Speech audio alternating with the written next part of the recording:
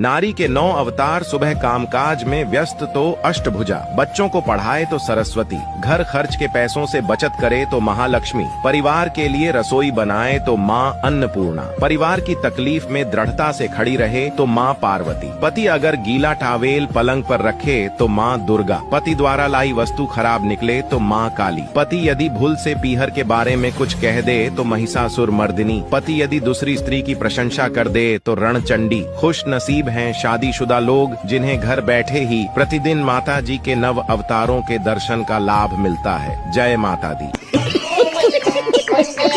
चाटने और चूसने के मामले में अचार दूसरे नंबर पर है, पहले नंबर पर आम की गुठली है, तुम जो सोच रहे हो वो तीसरे नंबर पर है।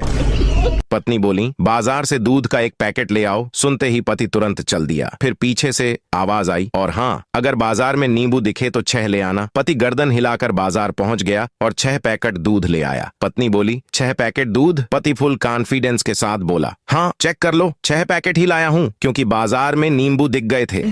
कौन बनेगा करोड़पति? मैं मुझसे 5 करोड़ का सवाल पूछा गया कि आपकी नजर में दुनिया की सबसे खतरनाक महिला कौन है। कसम से मैंने 5 करोड़ को ठोकर मार दी, पर नाम नहीं बताया, क्योंकि शाम को घर भी जाना था।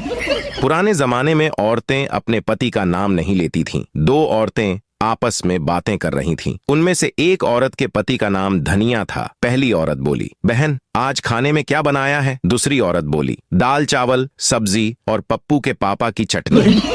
सब्सक्राइब कीजिए ताकि हम सबसे आगे निकल सके। टीचर ने साइंस लैब में अपनी जेब से एक सिक्का निकाला और एसिड में डाला और बच्चों से पूछा, ये बता कि ये सिक्का घुल जाएगा या नहीं? बच्चा बोला, सर नहीं घुलेगा। टीचर बोले, शाबाश बच्चे, लेकिन तुझे कैसे पता? बच्चा बोला, सर अगर एसिड में डालने से सिक्का घुलना होता तो आप सिक्का हमसे मांगते ना कि अपनी जेब से निकालते। लड़का जिस लड़की को पसंद करता था उससे कहने लगा कि मुझे कोई ऐसा तोहफा दे दो जिसे मैं अपने पास संभाल कर रख सकूं। लड़की ने अपने जूते उतार कर दे दिया। लड़का वह जूता लेकर सुनार के पास गया और उससे कहा कि चांदी का फ्रेम बनाकर इस जूता को इसमें जोड़ दो। सुनार ने कहा, कल आकर ले जाना। अगले रोज लड़का जूता लेने गया तो सुनार ने लड़के से पूछा कि यह जूता किस पीर साहब का है? लड़के ने कहा कि यह किसी पीर साहब का नहीं बल्कि मेरी महबूबा का है। सुनार ने कहा, उठ खबीस की औलाद, कल से मेरा सारा खानदान जूती चूम चूम के पागल हो गया है। पड़ोस की आंटी ने हमारे घर के दरवाजे पर खड़े होकर 2 घंटे बात की, पर वो घर के अंदर बैठे नहीं क्योंकि उन्हें देर हो रही थी।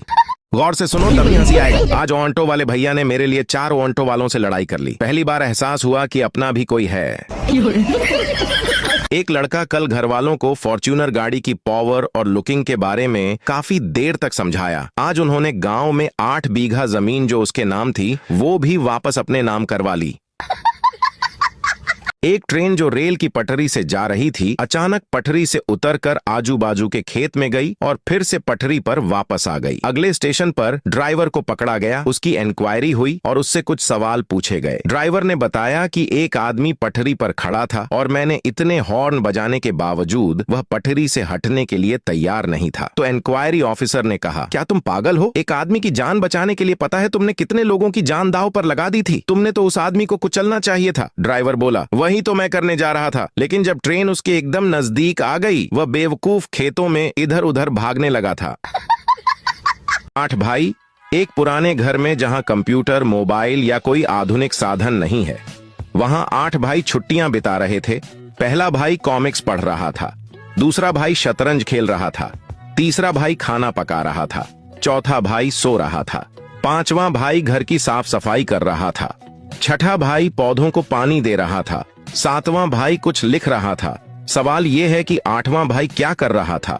ये बड़ी अच्छी बात कही आप।